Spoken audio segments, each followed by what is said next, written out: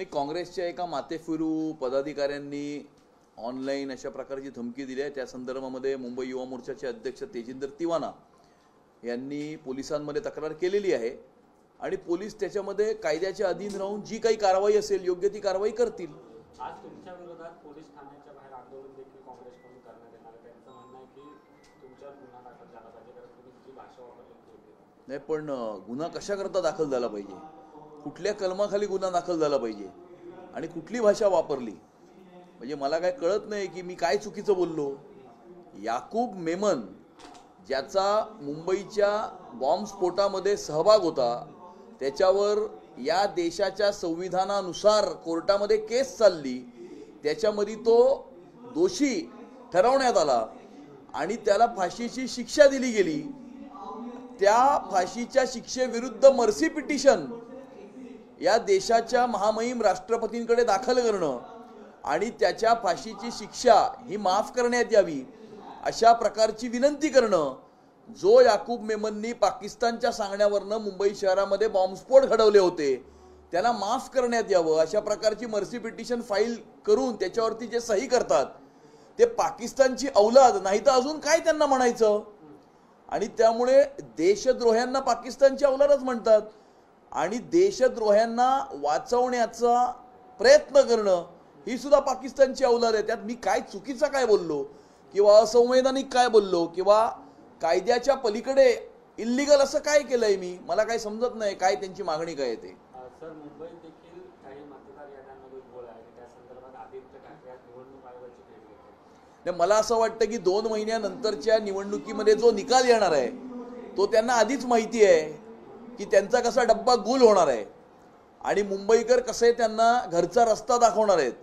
त्यामुळे पराभवाच्या नंतर आपण काय स्पष्टीकरण द्यावं त्याचं कुठेतरी बॅकग्राऊंड तयार करण्याचं काम कदाचित काही लोक करत असतील आणि त्यामुळे अशा प्रकारचे आरोप काही लोक करत आहेत।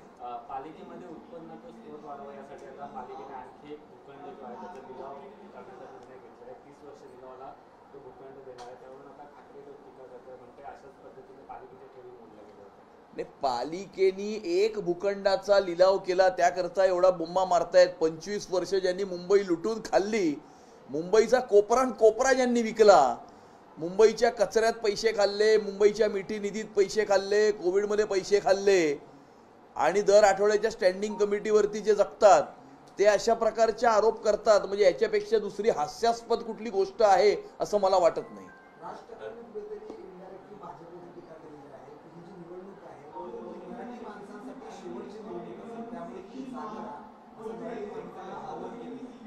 मराठी माणूस जागाच आहे आणि मराठी माणूस खुश सुद्धा आहे, कारण गेल्या 11 वर्षामध्ये भारतीय जनता पार्टी आणि महायुतीच्या सरकारच्या माध्यमातून नरेंद्र मोदीजींच्या नेतृत्वाखाली देवेंद्रजींनी ज्या प्रकारची कामं ही मुंबईकरांसाठी आणि मराठी माणसासाठी मुंबई शहरामध्ये केली, metro, Atal Setu, coastal road, CCTV camera किंवा BDD चाळीमध्ये राहणाऱ्या मराठी माणसाला 560 फुटाचं घर जे दिलं, त्यामुळे मराठी माणूस हा उत्साहामध्ये आहे, खुश आहे, येणाऱ्या विकासाकडे, प्रगतीकडे आणि उन्नतीकडे फार मोठ्या आशेने हा मराठी माणूस हा बघतोय आणि त्यामुळे मराठी माणसांनी ज्यांना घरचा रस्ता दाखवला त्यांना कुठेतरी भीती वाटते आणि त्यामुळे अशा प्रकारची विधानं काही लोक करतायत।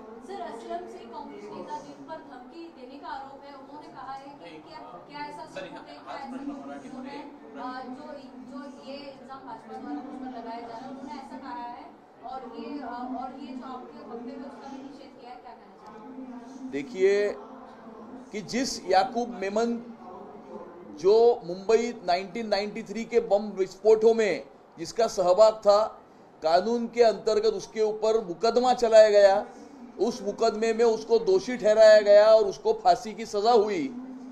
ऐसे याकूब मेमन की फांसी की सजा माफ की जाए, इस प्रकार की याचिका के ऊपर जो साइन करते हैं तो उन्हें पाकिस्तान की औलाद नहीं कहेंगे, नहीं तो और क्या कहेंगे।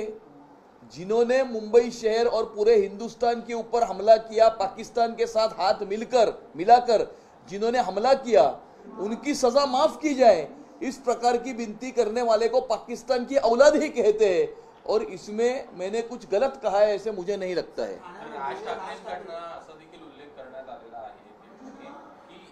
निवडणूक आहे ती मराठी माणसाची शेवटची निवडणूक असेल, त्यामुळे तुम्ही कुठेही गाफील राहू नका, अशा प्रकारचं वक्तव्य देखील राज ठाकरे करताना. मराठी माणसांना त्यांच्याकरता गेल्या 11 वर्षामध्ये कोणी काम केलं किंवा बीडीडी चाळीतल्या मराठी माणसाला 560 फुटाचं घर त्यात दक्षिण मुंबईमध्ये कोणी दिलं हे चांगलं माहिती आहे. गेल्या 11 वर्षामध्ये मुंबई शहराचा विकास कोणी केला हे सुद्धा मराठी माणसांना आणि मुंबईकरांना खूप चांगलं माहिती आहे. आणि मुंबईकरांना हे सुद्धा चांगलं माहिती आहे की बृहन्मुंबई महानगरपालिकेमध्ये 25 वर्ष मराठी माणसाच्या नावाने कोणी भ्रष्टाचार केला हे सुद्धा चांगलं माहिती आहे. किंवा मराठी माणसाच्या नावानं प्रक्षोभक अशा प्रकारची विधानं करून माथी भडकवण्याचा प्रयत्न कोण करतंय, ज्याच्यामुळे ज्याचा परिणाम हा झालाय की अर्णव खैरे नावाच्या एका मराठी तरुणाला आपला जीव यामुळे गमवावा लागला हे सुद्धा मराठी माणसांना खूप चांगलं माहिती आहे.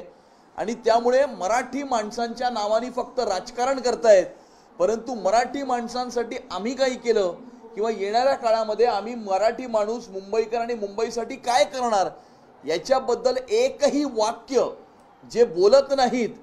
मला असं वाटतं की कुठंतरी दिशा भरकटवण्याचा प्रयत्न काही लोक करतायत. मराठी अमराठी हा वाद कोण नेमका निर्माण करते? कारण आता त्या मुलाचं तसं प्रकरण झालं आणि आता ठाण्यामध्ये काही जे रिक्षा चालक आहेत त्यांनी राज ठाकरेंना खालच्या पातळीवर जाऊन शिवीगाळ वगैरे केलेले आहे.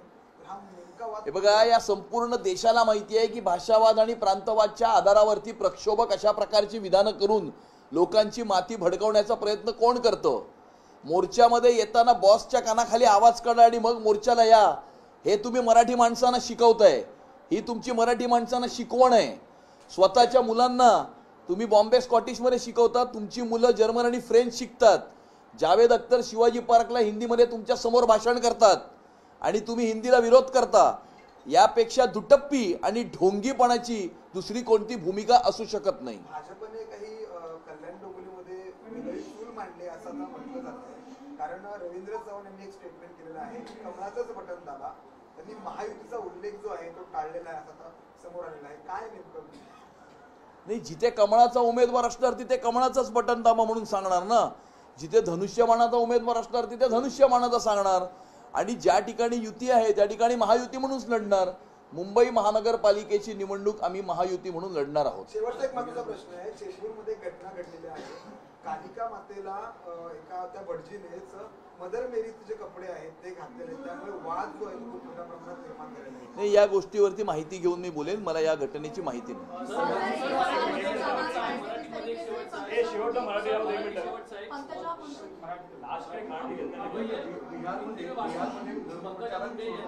बिहारमध्ये तिथल्या भाजप आणि नितीश कुमार सरकारने धर्मप्रचारकासाठी 35 जिल्ह्यांमध्ये धर्मप्रचारक नियुक्ती केली गेलेली आहे.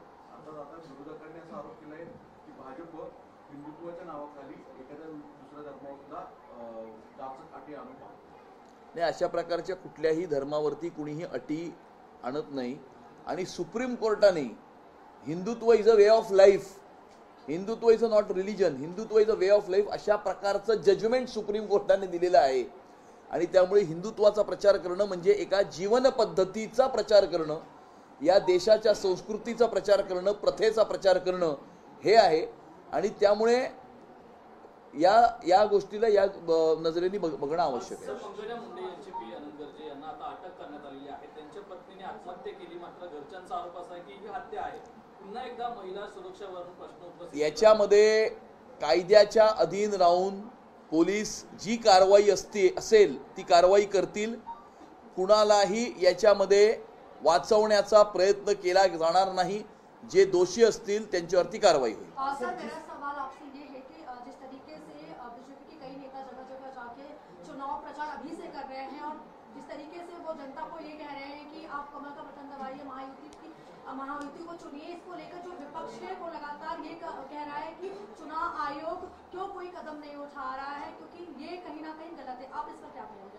नहीं, इसमें गलत क्या है? चुनाव में अगर हम चुनाव अगर लड़ते हैं तो जनता को हम कहते हैं कि भाई हमारा सिंबल दबाओ करके या बटन उसका दबाओ. इसमें गलत क्या है ये मुझे मालूम है. विपक्ष को इसके ऊपर क्या आपत्ति है?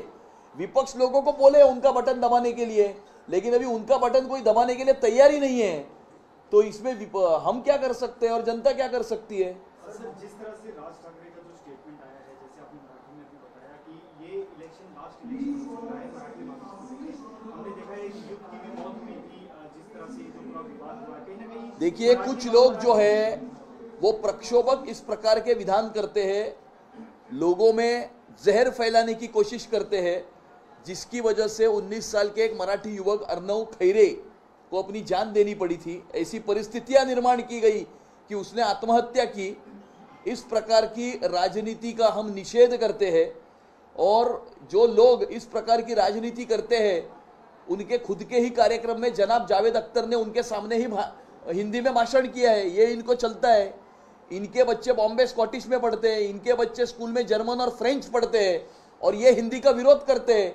मुझे ऐसा लगता है कि ये ढोंग की राजनीति कुछ लोग इस महाराष्ट्र में कर रहे हैं। उद्धव ठाकरे का कहना है कि बीजेपी इसको माइलेज देने की कोशिश कर रही है और बीजेपी कहीं ना कहीं पॉलिटाइज कर रही है। नहीं, वो अभी छोटे हैं, उनको मालूम नहीं है राजनीति के बारे में, उसके बारे में कुछ कहना आवश्यक नहीं है। सर, एक लास्ट सवाल, सर, एक लास्ट सवाल, की ओर से डीसीएम अजीत पवार को लेकर कार्रवाई की मांग की जा रही है क्योंकि उन्होंने वोटर्स पर फंड को लेकर दबाव बनाया है, ऐसा उनका आरोप है एनसीपी शरद पवार।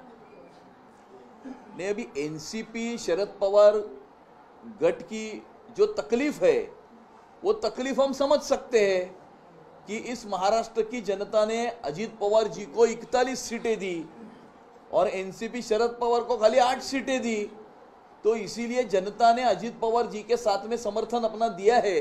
इसकी वजह से शरद पवार गट को तकलीफ है, उनकी तकलीफ हम समझ सकते हैं। सर, एक सवाल मेरा ये भी है कि जिस तरीके से पंकजा मुंडे की पीए को गिरफ्तार किया गया है, उसको लेकर आप किस तरीके से देख रहे हैं और अभी तक जो जानकारियां सामने आ रही उसके मुताबिक? देखो, कानून के तहत रहकर इस केस में जो भी कार्रवाई है वो पुलिस करेगी। किसी को भी बचाने की कोशिश नहीं की जाएगी, किसी को भी विक्टिमाइज नहीं किया जाएगा।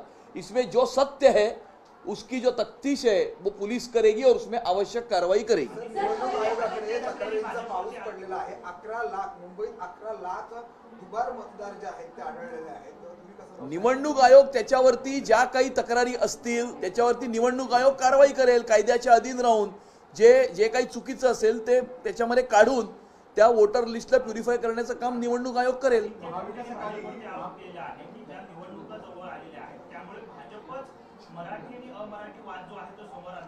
या संपूर्ण देशामध्ये सगळ्यांना माहिती आहे की मुंबई महानगरपालिकेच्या निवडणुकीच्या 6 महिने आधी तेच डायलॉग कोण बोलतो की मुंबईला महाराष्ट्रापासून वेगळी होऊ देणार नाही, मराठी माणूस धोक्यात आहे।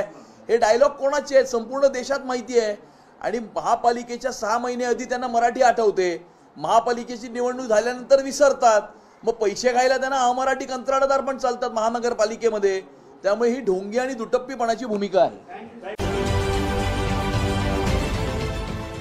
देश विदेशातील प्रत्येक घडामोडींचे लाईव्ह अपडेट मिळवण्यासाठी आता साम टीव्हीच्या सर्व सोशल मीडिया प्लॅटफॉर्मला लाईक, फॉलो आणि सबस्क्राईब करा। तसंच सर्व नोटिफिकेशनसाठी बेल आयकॉन प्रेस करायला विसरू नका।